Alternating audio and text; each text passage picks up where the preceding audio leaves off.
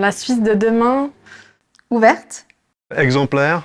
Consciente, respectueuse et responsable. Durable. Une Suisse dynamique. Sociale.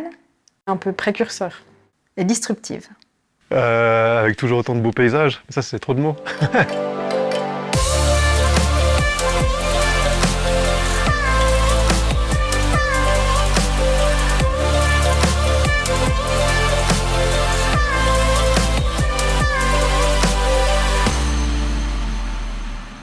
En fait, ça fait plusieurs années qu'on collabore avec l'EPFL, où on soutient différents projets, et on en a 2 qui arrivent à maturité. Et on a dit qu'il faut qu'on trouve un milieu pour tester ces nouvelles installations. Et de là est née, en fait, l'idée de faire un nouveau concept énergétique pour le site d'Aigle, qui a pour objectif, d'une part, de couvrir à terme tous les besoins en énergie thermique et électrique avec des énergies renouvelables, mais aussi de tester ces nouvelles innovations. Et de là est né l'Innovation Lab. L'Innovation Lab, c'est une plateforme qu'on met à disposition des hautes écoles comme l'EPFL, des HES, des startups qui ont des nouvelles innovations à tester dans un milieu industriel. Et le gros avantage de cet Innovation Lab, c'est qu'on peut mettre à disposition différents vecteurs énergétiques, comme par exemple de l'électricité, de l'hydrogène, du méthane, des moyens de stockage comme le CO2, de l'hydrogène aussi. Et ça permet vraiment, pour tous nouveaux équipements en lien avec l'énergie, de pouvoir tester ces nouvelles innovations dans un milieu industriel. C'est les 2 premiers équipements qu'on va tester. En fait, c'est le réacteur de méthanation qui a été développé en collaboration avec l'EPFL et GRZ Technologies, qui est une start-up spécialisée dans le domaine de l'hydrogène. Et ce réacteur de méthanation qui fonctionne avec un catalyseur atteint des rendements de conversion de CO2 jamais inégalés, qui sont supérieurs à 99%. Et puis la deuxième innovation, c'est des membranes en nanopores, en graphène, qui permettent de capter le CO2 issu de gaz de combustion. Et là aussi, ça va être une première mondiale que l'on va tester dans notre Innovation Lab. Nous serons confrontés ces prochaines années à de grands défis dans le domaine énergétique, notamment pour le futur. Avec le futur, si on veut se passer complètement des énergies non renouvelables.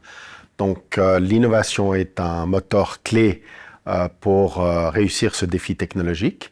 Donc c'est pour ça que GazNat s'est engagé avec l'École polytechnique à développer de nouvelles technologies, notamment dans le domaine des gaz renouvelables, pour répondre à ces défis du futur. On a développé cet Innovation Lab pour réussir ces défis technologiques, pour tester de nouveaux prototypes.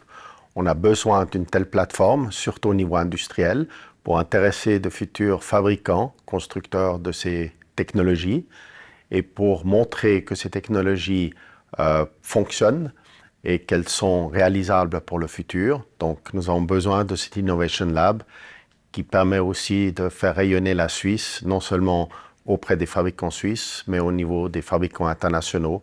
Donc c'est un élément aussi essentiel pour la notoriété de notre pays. Un des éléments importants pour la Suisse de demain, notamment au niveau de l'approvisionnement, ce sera la sécurité énergétique. Donc on l'a constaté malheureusement maintenant avec la crise que nous vivons. Et de stocker les énergies excédentaires sous forme de molécules. Donc c'est un petit peu pour le futur le mariage entre l'électron et la molécule, c'est de développer ces gaz de synthèse avec des centrales qui vont transformer l'hydrogène qu'on produira à partir des énergies électriques excédentaires combinées avec le CO2, ces gaz de synthèse. C'est pour ça qu'on a développé dans le projet GreenGaz un réacteur de méthanation. Nous aurons de plus en plus d'énergie renouvelable, intermittente. Donc on a besoin, pour assurer la sécurité d'approvisionnement en hiver, de stockage. Et actuellement, on a en Suisse les stockages hydroélectriques, mais en complément, on essaye aussi de développer les stockages de gaz renouvelables qui permettront aussi d'appuyer cette sécurité.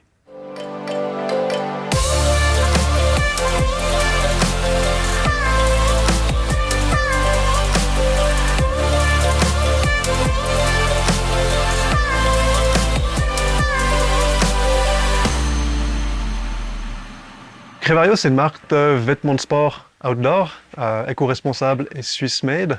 Donc on produit tous nos vêtements ici en Suisse, dans notre atelier à Fribourg, avec que des matériaux naturels et recyclés qui proviennent d'un rayon de 600 km d'ici. En plus, on produit uniquement à la commande, avec un service de réparation offert.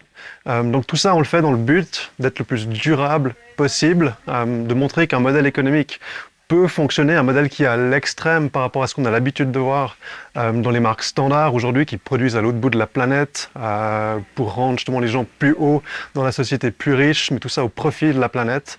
Là, on essaie de faire un modèle basé sur du bon sens, un modèle local et un modèle éthique. Donc nous, on se positionne clairement moins en tant qu'innovation technologique, vu qu'on l'amène et on crée pas une technologie qui est nouvelle aujourd'hui, hein, on fait des vêtements, comme on fait des vêtements ailleurs, mais plus sur un modèle qui a du bon sens. Donc ce qu'on va plus amener, nous, c'est plutôt un modèle dans le social, qui est plutôt à l'ère du temps, de ce que les gens ils veulent aujourd'hui. Surtout dans notre secteur à nous, qui est le secteur des sports outdoor, des gens qui sont en montagne, des gens qui aiment la nature, qui aiment l'environnement, qui sont bien plus sensibles aux problématiques qu'on a aujourd'hui. Donc là, on leur fait des vêtements avec un impact carbone qui est nettement plus faible de ce qu'on trouve ailleurs. Nos vêtements voyagent nettement moins, on est sur 1000 km versus 60 000 km. On leur fabrique vraiment un vêtement pour eux, donc ils vont commander en ligne. Ensuite, on va le produire pour eux, donc il n'y a pas de stock non plus qu'on va pousser sur le marché avec des soldes. Donc on essaie vraiment de faire quelque chose selon ce que notre client aujourd'hui demande. Effectivement, c'est difficile de maintenir la croissance responsable à la croissance à laquelle on a. Donc nous, il y a 2 ans en arrière, on a fait 600 vêtements. L'année passée, 3500 et cette année, plus de 10 000. Donc on grandit très rapidement. Mais on veut se fixer des limites. Ce que je pense qu'une société normale ne ferait pas. Déjà, géographiquement, on s'est fixé que la Suisse. Donc on n'exporte pas en dehors de la Suisse, ni en Europe, ni à travers le monde. Donc on a un marché déjà qui est limité. Qui a du coup une demande qui est limitée, qui nous permet nous de la suivre graduellement. Et puis aussi, on le fait à travers ce qu'on propose à ce marché. Donc nous, on propose un offre produit qui est limité. On va pas faire 15 000 produits différents, on va faire un de chaque type de produit, pour que la personne qui a besoin d'être en montagne a un pull, a une veste, a un pantalon, et pas 15 non plus de chaque à choix. Donc on limite aussi via cette offre produit qui est petite chez nous. Je pense à plusieurs choses à ce qu'on peut apporter à la Suisse de demain. Déjà, le savoir-faire qu'on construit ici en termes de création de vêtements qui n'existe pas aujourd'hui en Suisse. Si pour des raisons géopolitiques, il arrive certaines choses qui fait qu'il peut être difficile de s'approvisionner sur certaines choses en Suisse pour avoir des vêtements, là, on a une solution qui est locale. Après, c'est aussi surtout en termes de ce qu'on apporte en termes de modèle économique et de montrer vraiment qu'un extrême est possible, qui peut s'appliquer en dehors des vêtements à d'autres industries. Et aussi l'objectif du projet, c'est de donner de l'espoir via ce qu'on fait ici, de montrer que vraiment autre chose est possible et cette autre chose, il est bien pour l'environnement et il fonctionne. Quelque chose qu'on ne pensait pas il y a 5 ans en arrière, on ne pensait pas que c'était possible de faire des vêtements en Suisse, là on est en train de prouver que c'est possible. Donc c'est aussi ça l'objectif du projet. Je pense que ce qu'on peut apporter en Suisse et au-delà, c'est montrer qu'il y a d'autres façons et vraiment des choses qu'on peut faire concrètes aujourd'hui pour résoudre des problématiques d'un point de vue environnemental, des choses concrètes et qui fonctionnent.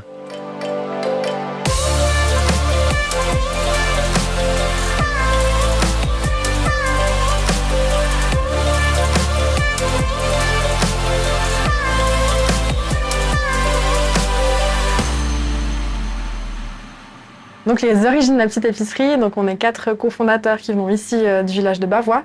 Et puis donc mon frère et moi et notre maman en fait tenaient le dernier commerce qui était ouvert dans le village, qui s'est fermé en 2008, qui était la laiterie du village.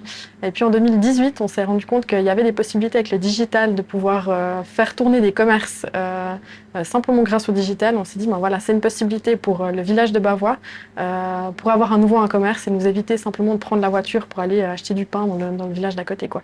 Et c'est comme ça qu'est né le projet La Petite Épicerie. Donc à la base, on voulait un commerce pour notre village.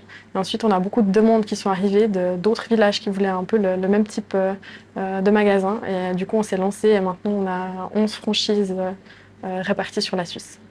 Donc La Petite Épicerie est un magasin vraiment avec un ancrage local, puisque en concevant le projet, on s'est dit, mais si on peut gérer des stocks avec une partie digitale, on peut aussi déléguer en fait cette gestion de stock aux producteurs directement. Donc nous, on n'est pas un magasin classique qui achète des denrées alimentaires pour les revendre, mais on propose aux producteurs de la région de venir remplir en fait eux-mêmes les étals. Donc c'est un petit peu une réunion de self-service de la région. Sur le magasin ici, on a 30 à 35 producteurs qui viennent tous les jours en fait achalander les rayons de la petite épicerie et qui sont payés automatiquement après les ventes. Je dirais que la petite épicerie, c'est plutôt une innovation sociale puisque on permet vraiment aux producteurs de pouvoir reprendre la main sur l'entier de la chaîne, en fait, de la production jusqu'à la vente, et en fait aux producteurs de vendre directement au client, et le client voit qui produit en fait son alimentation, et ça crée vraiment un lien dans la région. On voit aussi entre les habitants, ici à Bavois, on n'avait plus du tout de commerce, et la petite épicerie est redevenue le lieu où on voit en fait du monde, où on se croise. C'est pour ça qu'on a mis aussi des chaises à l'extérieur pour que les gens puissent se rencontrer, et puis à travers l'alimentation, en fait, on crée un lien social dans les villages. Au début, l'idée elle était vraiment d'ouvrir juste un point de vente dans notre village de Bavois. Et puis c'est par la suite qu'est venue une demande d'une commune, puis d'une deuxième, etc., de collectivités diverses et variées, ou de privés même, qui voulaient ramener un commerce là où il n'y en avait plus. Et puis on reste éco-responsable parce qu'on répond simplement à cette demande. Une commune par exemple qui maintenant dit nous on n'a plus de magasin depuis des années, on aimerait en ramener un. Ok, on répond à la demande, on met en place ensemble en fait un commerce avec un réseau de producteurs sur place. C'est le fondement du projet, je dirais, c'est que dans chaque point de vente sont vendus les produits qui gravitent autour du point de vente.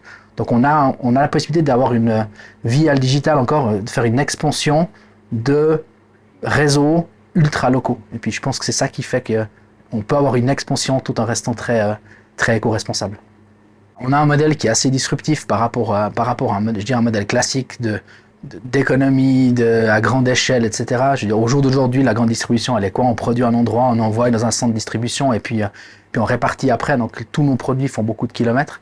Et je pense que l'idée, c'est de dire, ok, on revient finalement, on n'a rien inventé. Finalement, on revient à ce qu'on faisait avant, c'est-à-dire qu'on a des petits commerces dans les villages qui vendent la production alentour. Et je pense qu'un des aspects qui pourrait forger en fait cette Suisse de demain, c'est de dire ok, on revient à quelque chose de raisonnable et de raisonné, plutôt que d'acheter des produits qui auront traversé parfois 3 fois la Suisse pour que des produits suisses. Hein. On parle peut-être des fois d'autres produits qui ont fait des milliers de kilomètres. La Suisse de demain, elle pourrait être celle d'une consommation plus responsable et plus directe en fait des producteurs. Et puis là, c'est là qu'on a un rôle à jouer avec la petite épicerie, je pense.